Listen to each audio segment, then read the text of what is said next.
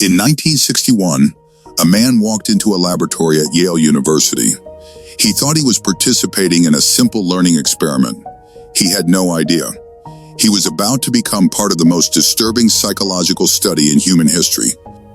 His name was Stanley Milgram, the scientist behind the most disturbing experiment ever conducted. And he had one question, a question so dark, most people were afraid to even ask it. Just months before, a man named Adolf Eichmann was on trial in Jerusalem. He had personally organized the transportation of millions of Jewish people to Nazi death camps. Millions of lives erased. And when he stood in that courtroom, his defense was 4 words. I was just following orders. The world called him a monster. Milgram wanted to know, was he? Or was he something far more terrifying? Was he just ordinary? Milgram had a theory. He believed it wasn't evil that drove people to do terrible things. It was something far more dangerous, something invisible, something every single one of us carries inside, obedience. To prove it, he built an experiment. He placed an ad in a local newspaper. Simple, ordinary. Volunteers needed for a study on learning and memory. $4.50 for 1 hour. Hundreds of people showed up. Regular men, regular lives, a postal worker, a high school teacher, an engineer. None of them had any idea what was really about to happen. Each volunteer was brought into a room. They were told, you are the teacher. Your job is to ask questions to the learner in the next room. Every time he answers wrong, you will press a button. It will send him an electric shock. The shock machine in front of them had 30 switches, starting at 15 volts, going all the way up to 450 volts. At the top of the machine, 3 words were printed in bold. XXX. Danger. Severe shock. Learning began. The teacher asked questions. The learner answered, sometimes wrong, and the teacher pressed the button. At 75 volts, the learner in the next room let out a grunt.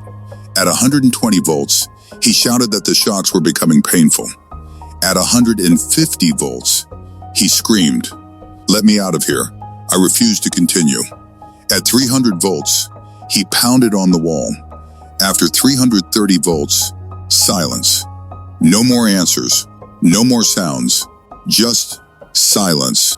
Every time the teacher hesitated, every time they turned to the scientist and said, I don't want to continue, the scientist in the gray lab coat calmly responded, please continue. The experiment requires that you go on. You have no other choice. You must continue. And most of them did. Before the experiment began, Milgram asked 40 psychiatrists to predict the results. These were experts, people who had spent their entire careers studying the human mind. They predicted that less than 1% of participants would go all the way to 450 volts. They were wrong, catastrophically wrong. 65% of ordinary people, postal workers, teachers, engineers, pressed the button all the way to the end, to 450 volts, to a level of electricity that could kill a human being. Not one person stopped before 300 volts. Not one. The learner was an actor. No shocks were ever delivered. But the teachers didn't know that. They believed every scream was real. They believed every pound on the wall was real. They believed the silence at the end meant something terrible had happened. And still, they continued. When the experiment ended, participants were finally told the truth, that the shocks were never real, that no one had been hurt. Many of them broke down, not from relief, from the realization of what they had been willing to do. Some carried that guilt for months. Ordinary people, who had done something they never believed themselves capable of, simply because a man in a gray lab coat told them to. Milgram had expected Americans to be different. He believed that the citizens of a free nation, raised on the values of individualism and conscience, would refuse. He was planning to travel to Germany next, to compare the results. He never made that trip. Because the Americans were already so obedient, there was nothing left to compare. The conclusion was devastating.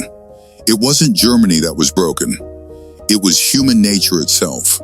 Adolf Eichmann had said, "I was just following orders." Milgram proved, most of us would have done exactly the same. But then, Milgram discovered something else. Something that changed everything. He ran the experiment again. This time, the teacher and the learner were in the same room, face to face, and obedience dropped from 65% down to 40%. The closer people were to the consequences of their actions, the harder it became to continue. Distance made it easier to harm. The further we are from consequences, the easier it becomes to cross lines we swore we never would. Think about what that means today. Every cruel comment typed behind a screen, every order followed without question in a boardroom, every time a crowd moves in one direction, and you follow, without asking why. That is the Milgram Experiment, playing out in real time. In your office, in your school, in your life. The question Milgram set out to answer in 1961, are people capable of harming others simply because they were told to? The answer was yes. Overwhelmingly. Undeniably. Yes. And that answer should terrify you. Not because of what other people are capable of, but because of what you are capable of. What we all are. But here is something even darker. Milgram's experiment only used one method of control. One authority figure. One gray lab coat. What happens when the control is invisible? When there is no lab coat, no machine, no room?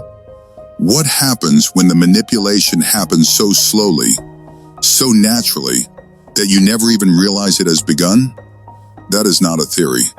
That is what cults do, every single day, to ordinary people. People who were certain, absolutely certain, it could never happen to them. That story is next. Subscribe. Because what's coming will change the way you see every relationship in your life. And ask yourself one question before the next episode. If someone you trusted told you to do something that felt wrong, how far would you go? Think carefully, because Milgram already knows your answer.